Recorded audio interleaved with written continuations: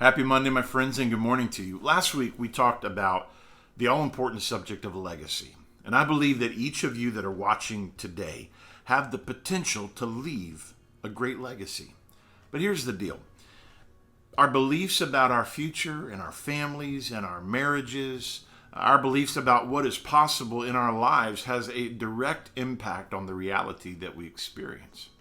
I believe that there are some of you watching this episode today that have amazing futures ahead of you, but the problem is you either don't believe that or you struggle to believe that. So many people never reach for something more or something greater because they don't think they can. And so what happens is they place self-imposed limits on their thinking. Here's a fact. You must change your thinking if you want to change your future. Because hear me, anything is possible. Here's a little history, for example. Pilots once thought it was impossible to fly faster than 768 miles per hour, which is the speed of sound at sea level. But Chuck Yeager figured, I can do it. And he officially broke the sound barrier on October 14th, 1947. And now pilots fly 2, 4, even 6 times faster than the speed of sound now. Before 1954, runners assumed it was impossible to run a mile in less than 4 minutes. And then Roger Bannister ran it in 3 minutes and 59 seconds, and that opened the door, and now it's broken all the time. In the middle 80s, skateboarder Mike McGill did the first ever 540-degree turn, aerial turn, in his sport. That's a full rotation and a half. No one thought it could be done, and so it became known as the McTwist. But suddenly others began doing it and even pushed it further. For instance, Tony Hawk did the first ever 720-degree turn. And then in 2012, Tom Schaar, at 12 years old, did the first ever 1080. That's 3 full rotations in the air. Listen, with God's help, I want you to take the limits off of your perspective. David of old said it the way that I want to live it when he said, I had fainted unless I had believed to see the goodness of the Lord in the land of the living. Do not allow your life to be driven by a limiting belief, because with God, passion, and hard work, all things are possible.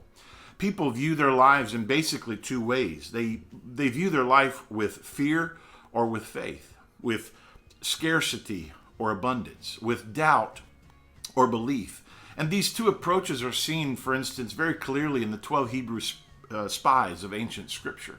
Sent out to spy the land of promise, they came back with a report, and it basically was narrowed down to 2 lines of thought, 2 reports.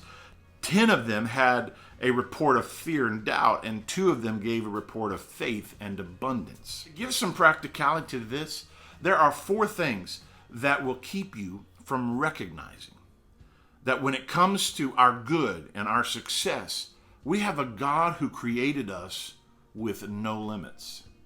And those 4 practical things are, number 1, the past. Mistakes, for instance, and previous setbacks, they're going to try to limit you.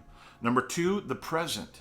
Distractions right now, such as the news media and headlines and current events, especially current events, even the issue that we are currently facing can place limits on you. Number 3, the pretend.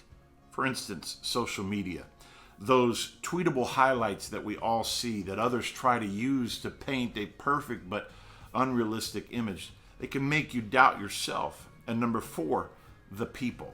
Simply put, your connections will determine your conditions. I'll say that again. Your connections will determine your conditions. Don't let negative voices create limits in your life.